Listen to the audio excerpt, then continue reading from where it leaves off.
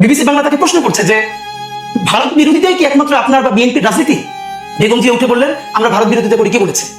আমি বাংলাদেশের রাজনীতি করি, স্বাধীনতা সার্বভৌমত্বের কথা বলি। বাংলাদেশের স্বার্থের কথা বলতে গিয়ে যদি কোনো দেশের বিরুদ্ধে যায়, সেটা আমার কি দোষ? এবং শেখ হাসিনা 2008-এ নির্বাচিত হয়ে প্রথম যখন ইন্ডিয়া সফরে গেল, তখন বেগম জিয়া বললেন, যদি দেশের জন্য ভালো কিছু করা হয়, আমি একদম শব্দটা ধরে বলতে পারি, তাহলে স্বাগত জানাবো।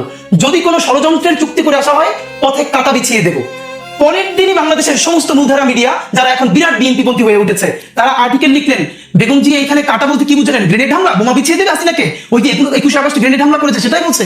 এই যে কোনো কিছুকে তোয়াক্কা না করে গণমানুষের কণ্ঠস্বর হয়ে উঠতে পারা। এবং ভাবেন, তিনি কিন্তু একজন নারী, এবং একজন নারীর জন্য তার সন্তান হারানো তারেক রহমান সাহেবকে যখন পিজিতে 111-এর পরে নেওয়া হয়েছে, আজকেও ছবিটা দেখছিলাম, এবং তখন আমরা ছোট, বেগম জিয়া ওনাকে দেখতে গেছে, তারেক রহমান সাহেব ঘাড় সোজা করে মায়ের কোলে মাথা রাখতে পারতেছেন না।